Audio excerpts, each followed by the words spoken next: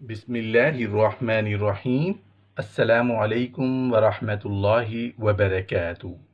بسم اللہ کی فضیلت اور اہمیت، بسم اللہ پڑھنے کے فائدے، بسم اللہ کی برکات۔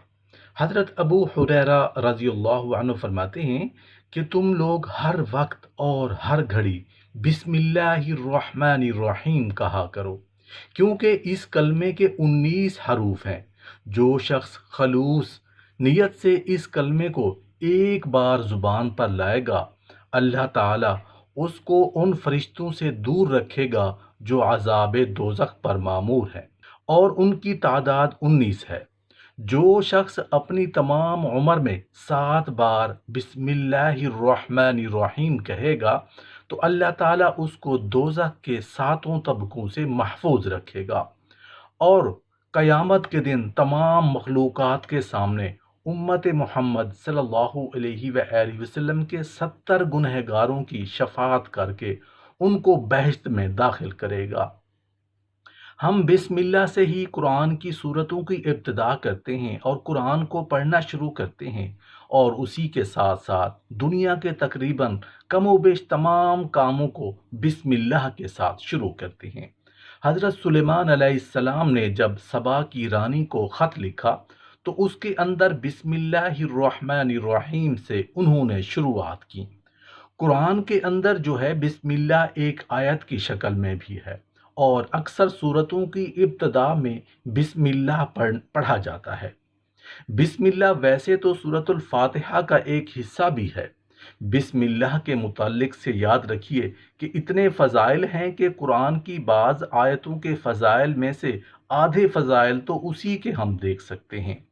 چونکہ قرآن کی ہر آیت کی فضیلت اور ہر جملہ یا لفظ کی فضیلت تو نہیں ملتی ہے، لیکن جو ملتی ہے ان میں بسم اللہ کی بہت زیادہ فضیلت ملتی ہے۔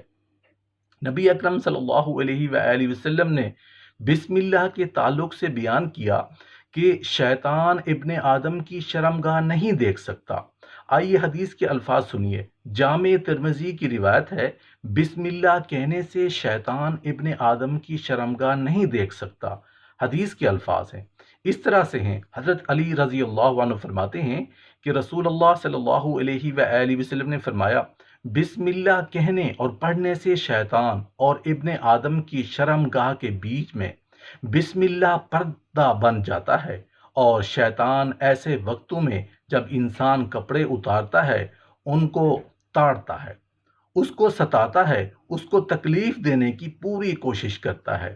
اس لیے حدیث میں آتا ہے کہ جب بیت الخلاء جاؤ تو دعا پڑھ کر جاؤ۔ اس دعا کا مطلب ہے کہ اے اللہ، میں خبیث اور خبائث، جو خبیث کی بدترین مرد اور عورت ان میں سے ہیں، ان سے پناہ مانگتا ہوں۔ ٹھیک ہے، میل اور فیمیل دونوں جن اور جنات جو برے ہوتے ہیں، ان سے میں اللہ تیری پناہ چاہتا ہوں۔ بسم اللہ پڑھنے سے ابن آدم کی شرمگاہ کو نہیں دیکھ سکتا۔ بسم اللہ پڑھنے سے انسان شیطان کے حملے سے محفوظ ہو جاتا ہے۔ رات کو سونے سے قبل دروازہ بند کرنے سے پہلے بسم اللہ پڑھا جائے تو شیطان اس دروازے کو کھول نہیں سکتا۔ آئیے حدیث کے الفاظ سنیے۔ حضرت جابر رضی اللہ عنہ فرماتے ہیں کہ رسول اللہ صلی اللہ علیہ وآلہ وسلم نے فرمایا، رات سونے سے قبل بسم اللہ پڑھ کر دروازہ بند کیا کرو، کیونکہ بسم اللہ پڑھ کر بند کیے گئے دروازے شیطان نہیں کھول سکتا۔ رات کو سونے سے پہلے بسم اللہ پڑھ کر دروازے بند کیا کرو۔ جن دروازوں پر بسم اللہ پڑھ کے بند کیے جاتے ہیں اس پر شیطان اس کو کھول نہیں سکتا۔ ایک روایت میں ہے کہ شیطان چور کی مدد نہیں کر سکتا، مطلب جب بسم اللہ پڑھ کے دروازہ بند نہیں ہوتا تو شیطان کیا کرتا ہے؟ چور کی مدد کرتا ہے اور دروازہ کھولنے میں، اور جب بسم اللہ پڑھ کر بند کیا جاتا ہے تو شیطان چور کی مدد نہیں کر سکتا، وہ خود دروازہ نہیں کھول سکتا۔ اسی طرح بسم اللہ کے متعلق سے جو فضیلتیں آتی ہیں اس میں ایک فضیلت یہ ہے کہ جو کام بسم اللہ پڑھ کر کیے جائیں وہ شیطان جنات کے شر اور فتنوں سے محفوظ رہتے ہیں۔ اسی طرح سونے سے پہلے، گھر کے دروازے بند کرنے سے پہلے، روشنی بجھانے سے پہلے، برتن ڈھانپنے سے پہلے بسم اللہ پڑھنا چاہیے۔ دروازہ بند کرنا ہے، لائٹ روشنی بجھانا ہے، دیا بند کرنا ہے، سب سے پہلے کیا پڑھنا ہے؟ بسم اللہ۔ میں اگر عام زبان میں آپ سے کہوں تو بسم اللہ ایک ایسی ماسٹر کی ہے، جب کوئی دعا یاد نہ ہو تو اللہ کے نام سے لگا دے، کافی ہے، اللہ کے نام سے لگا دے۔ آئیے حدیث کے الفاظ سنیے۔ حدیث بخاری کی روایت ہے، جابر رضی اللہ عنہ اس حدیث کو روایت کرتے ہیں کہ نبی اکرم صلی اللہ علیہ وآلہ وسلم نے فرمایا، جب رات کا اندھیرا چھا جائے تو اپنے بچوں کو گھروں میں روک لیا کرو، کیونکہ اس وقت شیاطین اور جن پھیل جاتے ہیں۔ جب اندھیرا ہوتا ہے مطلب دن اور رات ملتے ہیں، مغرب کا وقت شیطان پھیل جاتا ہے، تو بچوں کو اندر روک لینا چاہیے، اور جن پھیل جاتے ہیں عشاء سے کچھ دیر بعد بچوں کو چھوڑ دیا جائے، مطلب عشاء کے بعد پھر تم چھوڑ سکتے ہو، اس وقت کوئی مسئلہ نہیں، بچے محفوظ ہیں۔ گھر کا دروازہ بسم اللہ پڑھ کر بند کرو، چراغ کو بسم اللہ کہہ کر بجھاؤ، پانی کے برتن کو بسم اللہ کہہ کر ڈھانپ دو، اور دوسرے برتن بھی بسم اللہ کہہ کر ڈھانپو۔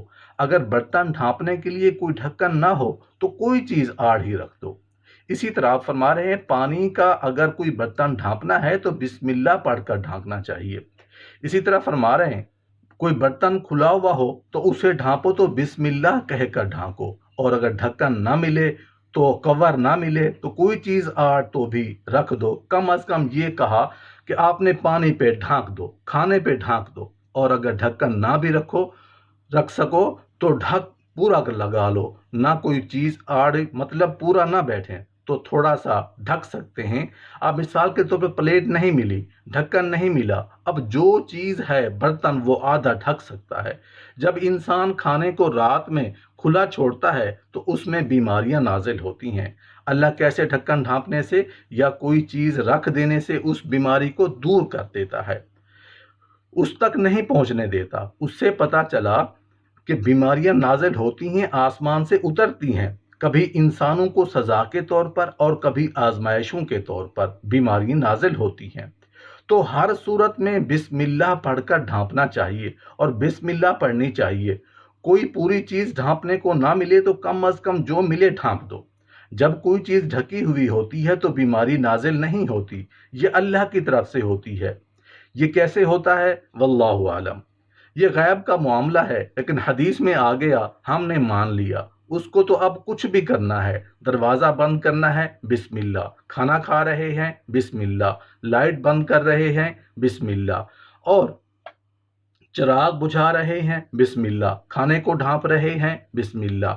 بسم اللہ اور بسم اللہ الرحمن الرحیم دونوں بھی پڑھ سکتے ہیں، کوئی مسئلہ نہیں ہے۔ یاد رکھیں، بسم اللہ کہہ کر بھی کر سکتے ہیں، بسم اللہ الرحمن الرحیم بھی پڑھ سکتے ہیں، علماء کے دونوں اقوال ہیں۔ چونکہ اکثر بسم اللہ آتا ہے تو کچھ نے کہا کہ صرف بسم اللہ پڑھنا ہے، اور کچھ نے کہا بسم اللہ آتا ہے مطلب بسم اللہ الرحمن الرحیم پورا پڑھنا ہے۔ جیسے قل هو اللہ احد پڑھ لیا کرو، مطلب لم یلد ولم یولد ولم یکن لہ کفوا احد پوری صورت مراد ہے۔ ابن ماجہ کی روایت ہے، آپ صلی اللہ علیہ وآلہ وسلم فرماتے ہیں کہ جس کھانے کو بسم اللہ الرحمن الرحیم پڑھ کر کھایا جائے اس میں برکت پڑ جاتی ہے، مطلب کھاتے وقت انسان بسم اللہ الرحمن الرحیم پڑھ کر کھائے تو اس کھانے میں اللہ تعالیٰ برکت دے دیتا ہے۔ ابن ماجہ کی روایت ہے، وحشی رضی اللہ عنہ فرمایا، اللہ کے رسول صلی اللہ علیہ وآلہ وسلم، ہم کھانا کھاتے ہیں لیکن سیر نہیں ہوتے، مطلب مطمئن نہیں ہوتے کھانے کے بعد۔ تو آپ صلی اللہ علیہ وآلہ وسلم نے ارشاد فرمایا، شاید تم لوگ الگ الگ کھانا کھاتے ہو، مطلب تم لوگ الگ الگ بیٹھ کر کھاتے ہو۔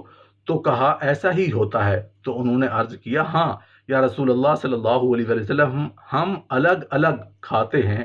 تو آپ صلی اللہ علیہ وآلہ وسلم نے فرمایا اور کہا، کھانا اکٹھے کھایا کرو، کھانا کھاتے وقت ساتھ مل کر کھایا کرو، اس پر اللہ کا نام لیا کرو، اس کھانے پر اللہ کا نام بسم اللہ الرحمن الرحیم پڑھا کرو، تو تمہارے کھانے میں برکت ڈال دی جائے گی، ڈال دی جائے گی۔ اور جب ہم کھائیں گے تو سیر ہو کر، مطلب مطمئن ہو کے کھانے کے بعد، ورنہ بہت سارے لوگ ہم دیکھتے ہیں کبھی کھانے سے مطمئن نہیں ہوتے، اس لیے کہ ہمیشہ بھوکے رہتے ہیں، وہ اس لیے کہ وہ نہ تو ساتھ کھاتے ہیں، بلکہ آج کل کا تو سسٹم الگ الگ کھاؤ، اس لیے پتہ نہیں کہ اس کی کتنی بیماریاں مجھے لگ سکتی ہیں۔ کچھ بیماریاں ہیں جو لگ سکتی ہیں لیکن وہ بھی اللہ کے حکم سے ہی لگیں گی۔ ہر بیماری کے متعلق سے سائنس نہیں کہتی لگ جاتی ہے، ہاں کچھ ہیں جو لگ جاتی ہیں لیکن وہ بھی ہمارا عقیدہ ہے۔ اللہ جس کو دینا چاہتا ہے دیتا ہے۔ احتیاطی تدابیر اپنی جگہ ضروری ہیں۔